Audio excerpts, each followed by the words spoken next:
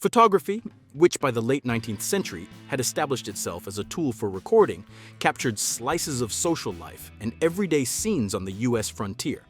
Among them, portraits of prostitutes in their own settings stand out, taken in the rooms where they worked and lived. These scenes open a rare window into their worlds, showing habits, objects, and ways of living. In the 1870s, Death Valley reshaped transportation to meet the Borax rush. The vast dryness of the Great Basin made common methods unworkable. Reinforced wagons appeared, guided by 20 mule teams. They crossed the desert with heavy loads, making sure the mineral left the salt flats for the markets. In the photo, Black Elk appears on the left. His presence points to two defining moments in U.S. history. As a young man, he was among those who faced the Army at the Battle of Little Bighorn in 1876. A clash that pitted troops against Great Plains nations, including the Lakota Sioux. The image foreshadows a trajectory of conflicts on the plains. Quanah Parker emerged as a decisive Comanche leader amid clashes with settlers.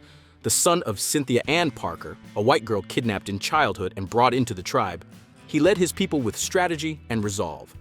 At the head of the resistance, he confronted buffalo hunters whose actions were eroding the foundations of Comanche subsistence and culture. In the photo, two women carefully pose in a luxurious room, amid curtains and polished furniture. It's part of a brothel in Miles, Montana. The image invites you to notice the contrast. The shine of the setting doesn't hide frontier daily life.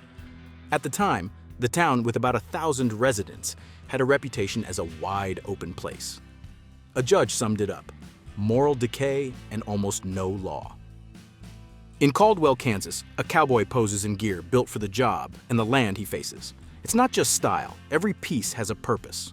Faced with unstable weather and rough ground, he relies on leather leggings, the chaps, over his pants, a barrier that protects his legs in the saddle, working cattle and pushing through branches that cut the trail. In this image, time seems suspended. You're looking at the last photographic record of George Armstrong Custer. Vain about the camera, he left more than 150 portraits over his career. This one, though, carries another layer. It was made just 2 months before the clash that would mark his name forever, the Battle of Little Bighorn in 1876.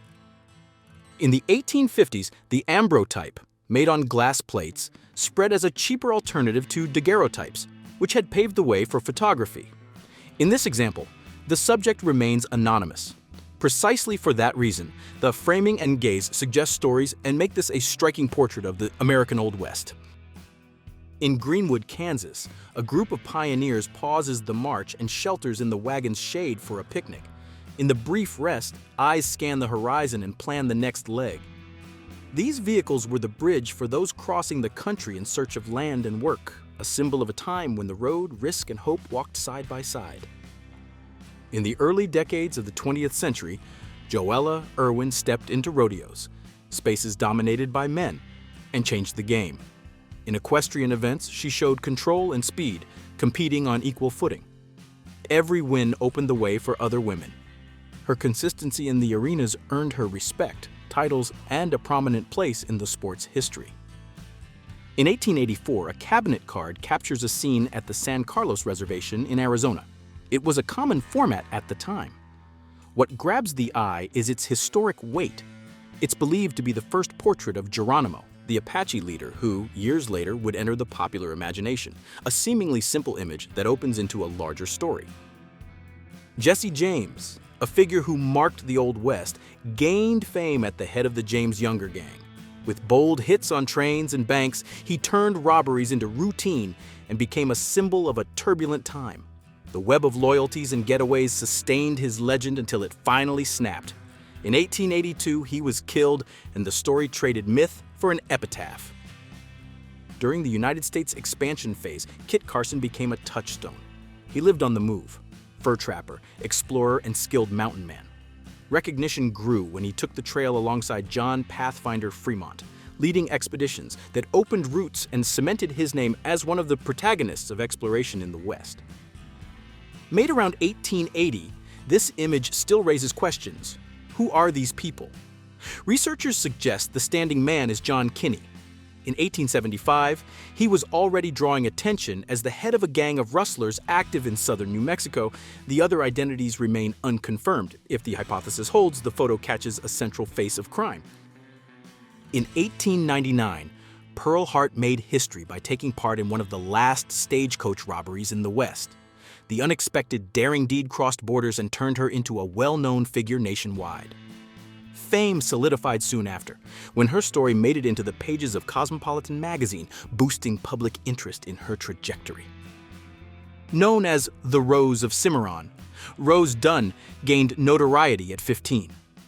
In 1895, in Ingalls, in the Oklahoma Territory, a shootout took over the streets.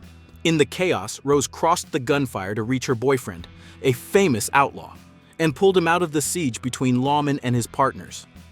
The episode became legend and stitched her name to the myth of the Old West. Texas John Slaughter left obscurity as a Texas Ranger in the Civil War, and once the conflict ended, traded the rifle for cattle. In ranching, he prospered until he planted his spread near Douglas, Arizona. A photo from 1885 catches that moment. A man made by work, a symbol of the turn that shaped his reputation in the West. From uniform to saddle, his path explains the myth. Olive Oatman became a symbol of courage and reinvention. Captured by the Mojave, she didn't just survive, she was integrated into the tribe. As a rite of belonging, she received a blue tattoo on her chin made with cactus ink. For the Mojave, that mark wasn't decoration. It expressed the belief that it would help in the passage to the afterlife. From the early 19th century on, the Texas Rangers took on a central role in the state's history. They emerged in 1823 when Stephen Austin organized patrols, and were formalized in 1835. Over time, they pursued criminals and protected the borders, helping to establish order and safety in Texas. Their reputation echoes to this day. In an antique store in Missouri, Mark Lee Gardner stumbled on a photo outside the catalogs. The portrait captures a rare scene from the Old West, a woman, probably a farmer, in the middle of her routine. The image shifts the focus away from gun-toting heroes and reveals an almost forgotten everyday life, widening the view of that period. A famous figure of Hispanic banditry in the Old West, Tiburcio Vasquez built, over nearly 20 years, a path made of thefts and robberies. The photo, dated around 1865, shows him at his peak. Feared by the police and admired by associates, he stood out for constant escapes and his ability to lead gangs. He became a local legend. Icons of the Old West, cowboys drove herds over long distances and kept the economy moving. Between drives, they'd step into photo studios. There, they picked their work clothes, struck a pose, and recorded their own image, like tying a knot in time so their stories wouldn't be lost. Bill Doolin, a central figure in banditry in the Oklahoma Territory, climbed to the top of wanted lists with a high reward for his capture. In August 1896, the noose tightened. In a clash with Sheriff Heck Thomas, the outlaw was hit numerous times, about 20 shots, and died right there, ending his criminal run. At the funerals of Tom McLaury, Frank McLaury, and Billy Clanton, the crowd raised a hard warning: murdered in the streets of Tombstone.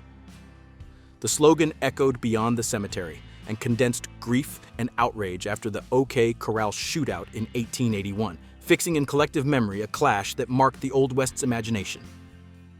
At the height of the Alaska Gold Rush, between the late 19th and early 20th centuries, Kate Rockwell became a surefire attraction.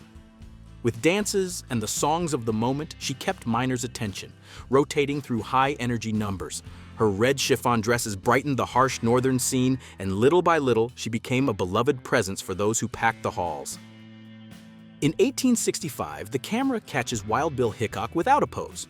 No flashy costumes, just what he wore day to day.